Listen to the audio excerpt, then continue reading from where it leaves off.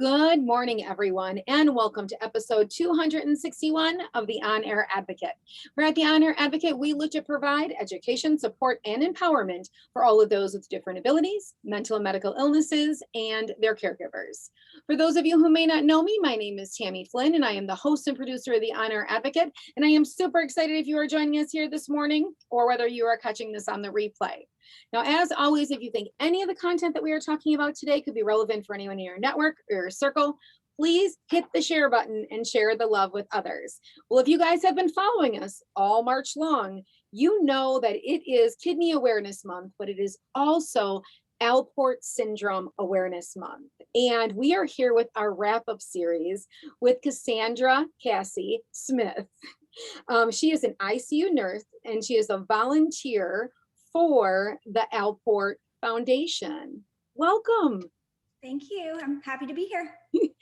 Very excited to have you here. You are in our wrap-up series, so if people have been following all month long, we had Kevin on who really gave us the nuts and bolts of all the amazing things that the Alport organization and foundation does in this community. And then we had our two teens on, Grant and Maddie, which were wonderful. I told them that they need to be podcasters because they had so much to share about their journeys as teens and young adults.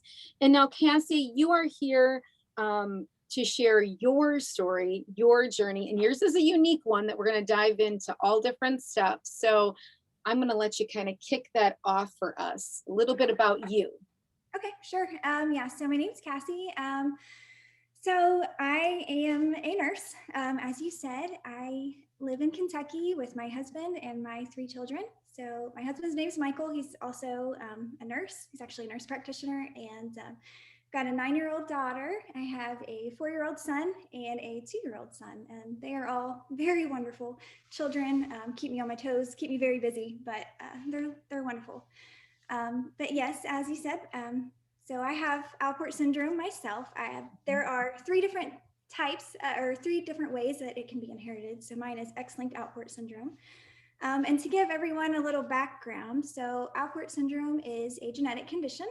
And it can affect the kidneys, the eyes, and the ears. So, there's some variability in the presentation of, Alport syndrome, but there's a lot of, issues that arise with, kidney health. Hearing loss is another thing that is seen, and then some ocular abnormalities that require some care with an ophthalmologist. So, I have it myself. I actually have a family history of it. So my mother has it, my grandmother had it. Some of my mom's brothers did, and now 2 of my children also have Alport syndrome. So now, Cassie, if I can pause you for a second, did you know way back when, like when you were little, that you had Alport? I mean, did your mom know? Because I know that in talking with Kevin and whatnot, there's a lot of push to make sure people are getting genetically tested, because there's a lot of people that are undiagnosed and don't even know that they have it, because it does have such varied kind of symptoms and severity. Sometimes you can live your life without knowing you have it. So how did your mother, how did that come together with them finding out? So it's actually interesting. My grandmother, she had kidney problems, right? So that's what she was told. She was only 15 at the time that she was told this. It was actually before Alport syndrome really came to be known as a condition. So her doctors had no idea what it was. They just knew that she was sick, something was wrong. And she went through a large part of her life not knowing what it was or what was causing it, just knew that something wasn't right. So, finally, I believe maybe one of her children ended up receiving a kidney biopsy. It was one of her sons, and they said it was Alport syndrome. So they kind of had, at that time, this was many years later, of course, at that time, they kind of had an understanding as to maybe what it was going on. So I wasn't really quite sure. There was no definitive diagnosis given to me as a child. because my mom really didn't have a whole lot of symptoms. She was a female with X-linked Alport syndrome, and she's still doing really well today. And she had maybe some microscopic blood in her urine, but that was really it. So, we kind of had this positive diagnosis of my uncle that had Alport syndrome, but since there was no direct family line, as far as my mom, my grandmother that had genetic diagnosis of Alport syndrome, they were kind of hesitant to really put that on me. They said, well, probably, maybe, could be something else. We don't really know. But, at the time I was, 12 or 13, this was maybe late 90s, early 2000s, they said. And did they say that men are more likely to get it than women? Is there some kind of a thought behind that?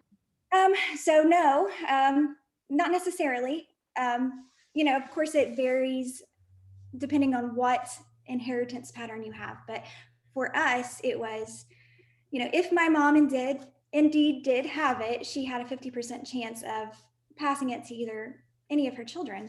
Same for me. So, they knew it was possible if my mom did in fact have it. So it was just kind of a, possibly, maybe, but there's nothing we can do about it anyway. So Okay. yeah. So so she didn't have anything. So she didn't really do anything about it. And then, so how did you get the diagnosis then? I mean, because it sounds like it kind of got shoved around. Right. So it kind of got shoved around. This was, like I said, when I was 12 or 13, they said there was nothing they could do about it. And we really just didn't need to really worry about it a whole lot. So, of course, now we know that's not the case. But fast forward many, many years after that, I had been a nurse for many years, had the ability maybe to understand this a little bit more, but just didn't really think about it because I was told all those years ago that, I just didn't need to worry. So it was just kind of a one-off. It was after the birth of my third child that my husband said, on our way to the appointment with the pediatrician, he said, have you ever mentioned that, this condition runs in your family to the pediatrician? Again, third child. I said, oh, I've never mentioned that. And he said, maybe we should just bring it up. So, we did, and he sent us directly, made us an appointment with a geneticist. And that's kind of what got the ball rolling. And it's funny because, we were initially really concerned about, well, if I did have it, what if I gave it to one of my sons? We still didn't quite understand that there was significance with females with X-linked Alport syndrome. So it was kind of after that process that I learned a lot myself and sought care for myself too. But and yeah, what year was that? What year was that when you went to the pediatrician? I had my third child in November of 2018. And I believe this was either, December or January of 2019 that we actually just first mentioned it. And I've came a long way in my own understanding since then. And it was really because even though your husband's a nurse practitioner, you're a nurse, it was more like you were raised to just think it was like just the way it was. It wasn't anything that you could take seriously, and it's not very known, and nobody was very, very sick from it, the females right in your life. Yes. So yeah, and it's so interesting, even still today. I mean, I know this is something that's experienced by many females in the Alport community that have, X-linked inheritance, but, it was like that in my family. And even, we have those conversations today where we're still trying to educate each other, hey, by the way, you need to be seeing someone, we know that you have it because your dad did. So if, just for clarification, if a male has X-linked Alport syndrome, we know that 100% of his offspring will have it. So we're still trying to have those conversations within our own family that, hey, your dad had it, you need to make sure that you're getting, taken care of. So yeah, it's, kind of journey in this short time, like just something you knew, but like it really hasn't ramped up where it's something that took so much of your awareness, like, notice until that moment that you found out like, oh, this is really a big deal. And my kids now. And so where are you health wise? I mean, how are things with you? What is your kidney? I mean, do you get your kidney function? I know in my last episodes, there was a lot of conversation about kidney function and that sort of thing. Is there, I don't know if there's a standardized testing for that. Well, I'm sure there probably is. I don't know that I would be the right person to speak to that, but yeah, I mean, I had my kidney function checked, as soon as I met with a geneticist and kind of had that conversation with him, and I actually myself started diving into the research. I finally went, and I went with my genetic test results in hand, because I was afraid that she was going to look at me and say, you don't need to be here, right? Because the geneticist said, you really should go and just make an appointment just to get yourself checked up. And I thought, still at the time, I thought, I don't know, do I really need to? So here I went to the office with the test results in hand, and she's like, yeah, we need to check on your function, and you're coming to me every 6 months at minimum. It's like, oh shoot. But no, so far I'm doing okay. I think stage 2 chronic kidney disease is where I'm at right now. So, honestly, I'm happy. Of course, for, other 30-year-old females out there, that might seem, abnormal. But I'm actually really happy with my function right now, especially considering where my daughter is at right now. She's actually progressed a little bit faster than I have. So, yeah, happy. And so are you on medication then? Do you take medication, or are you on dialysis, or? No, so dialysis is, usually whenever individuals are in renal failure. I'm not there yet, really not anywhere close, I don't think. That's like stage 4, correct? I believe, yeah, towards the end of that, towards the Okay. end of stage 4, stage 5. So I'm sorry. So I'm in stage 2 and I'm doing okay. Medication, yes. So whenever I went and got my kidney function checked, we found that I have protein in my urine. And so that was actually something that had occurred once or twice in one of my pregnancies. Still didn't think anything of it, nothing clicked up there to say, oh, wait a minute, things are getting worse. Just didn't. And so I'm on a medication now. It's an ACE inhibitor, and it helps to reduce the amount of protein that spills into my urine, and it's supposed to help prolong kidney health. So yeah, and I've got a lot of hope in that. And so far, I have seen a reduction in the protein in my urine. So Okay. And your kids. So 2 of your kids, your son and your daughter, one of your daughters and your son have it. My daughter and one of my sons, yes. So, we went to the geneticist, and they first tested me to see if it was in fact Yeah.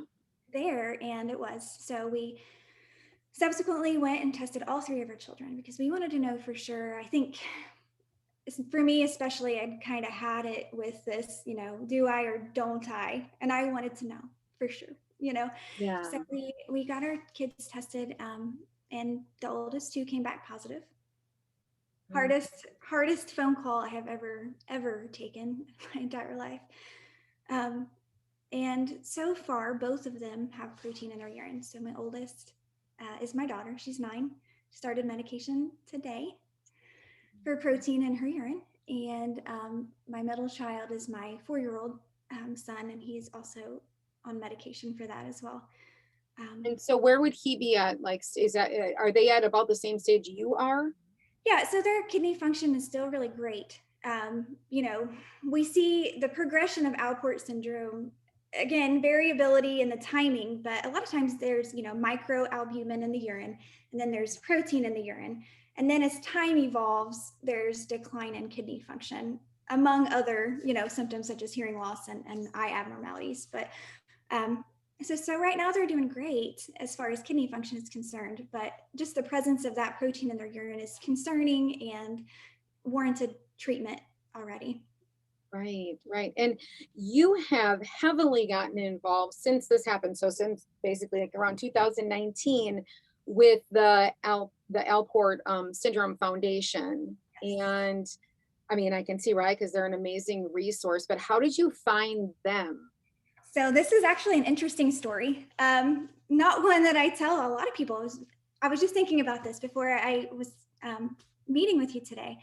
And I was actually in school for my nurse practitioner education, which I did not finish, so I'm not a nurse practitioner, but I finished that first year, that first portion of the nurse practitioner schooling, and actually wrote a paper. The assignment was primary care, or sorry, health literacy in either community knowledge, or in the primary care population of conditions, disease conditions. This could be hypertension, anything. We were allowed to pick any disease progress or process. And, at the time we had just received their confirmed diagnosis. And I thought to myself, do I want to do Alport syndrome?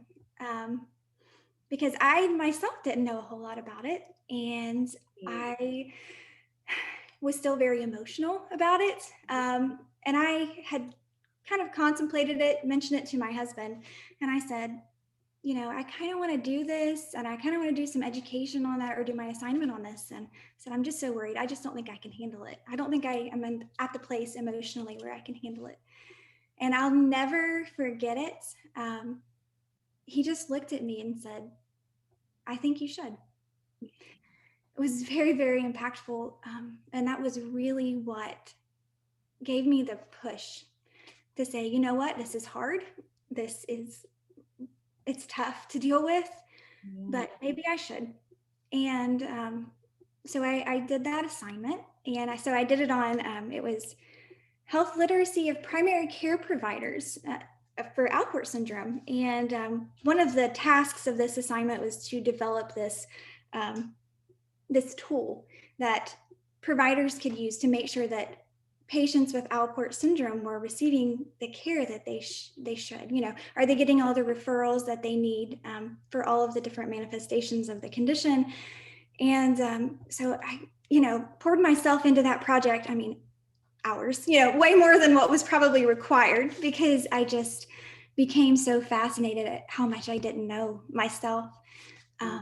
And really kind of after I started understanding everything, I just became more passionate about it and speaking up for, the ones who didn't know, whether that be primary care providers, or whether that just be patients who've had a long family history of it.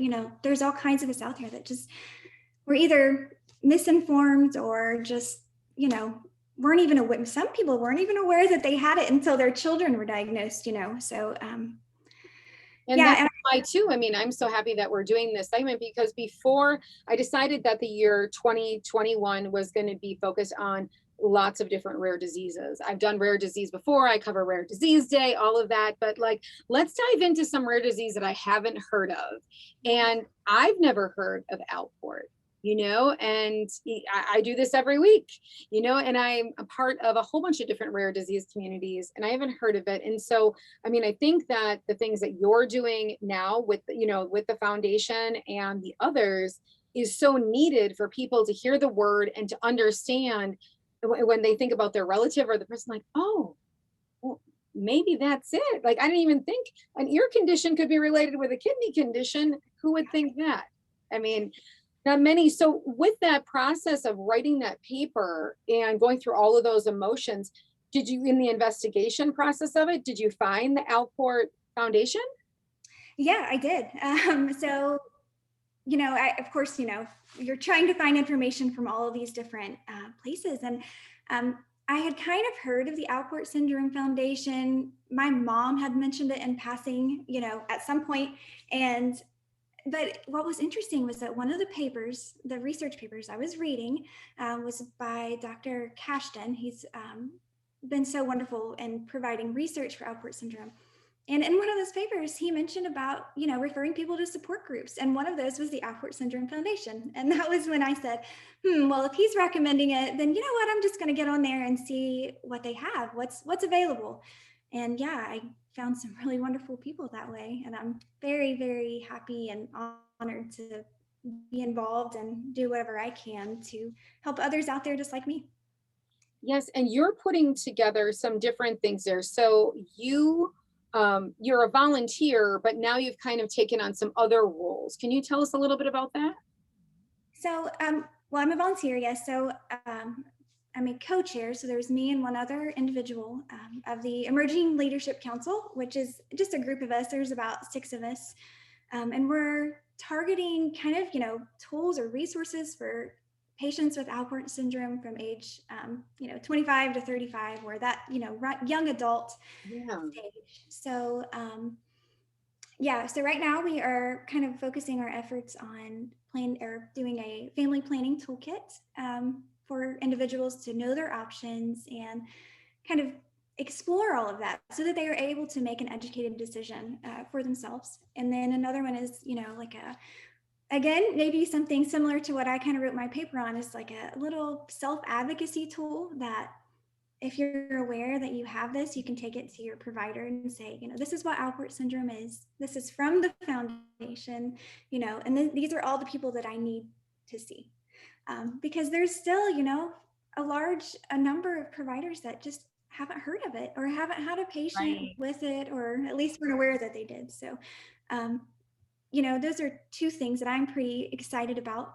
But of course, we're going to do hopefully some legislative advocacy as well, and some other, ways for us all to connect, on a regular basis, and other patients with Alport syndrome. And it's I so think interesting because this journey you've been on for a long time with family members and relatives that have had different kidney conditions and stuff. But it's just really the very, very new that all of these layers of your self-diagnosis, your kids being diagnosed, and all of that within the Alport Syndrome Foundation. Do they have somewhere that they direct people to that know they have it, but are looking to become pregnant? I know that, you're a mom of 3, I'm a mom of 4. And so, so many of us, look to, that. And if that's going to be a possibility that can educate on risk factors and things like that. They do have some resources on the website already to help you understand your risk of passing it on to your offspring, which is really great, and some really wonderful graphics that really, really kind of sum that up very nicely. And then, of course, just, whenever Kevin and Lisa or whoever it is that's meeting with patients that are just recently diagnosed, if, they reach out to the foundation, they're able to kind of guide them and direct them, help them understand a little bit.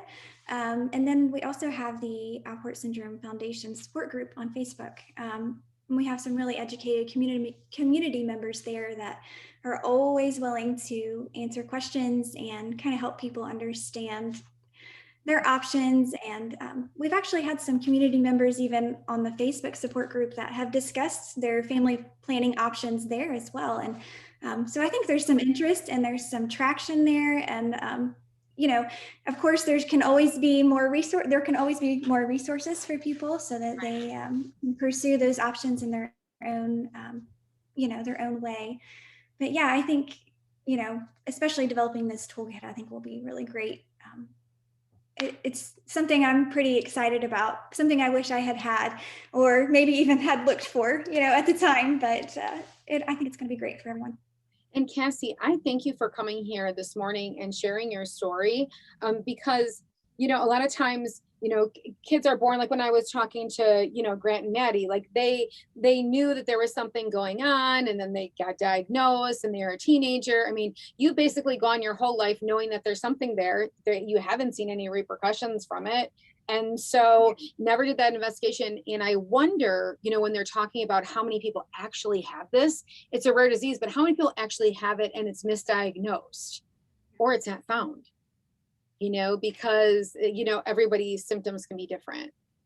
Yeah, absolutely. And I know we're always hopeful that, we're able to kind of get a better confirmed number of that, eventually sometime in the future. But yeah, I think people being aware that it is a condition and it actually affects quite a number of people. You may even know someone that has this that is they either know or they don't know. And just having everyone more aware of these rare diseases is just helpful, and at least encouraging, that people seek care. It's okay to go and say, hey, what's going on with me? It might not make sense, but let's keep pushing and let's figure this out. That's totally okay. And, it should be done.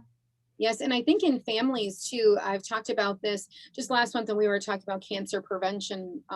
Cancer Prevention Month was last month, and families really openly talking about health history.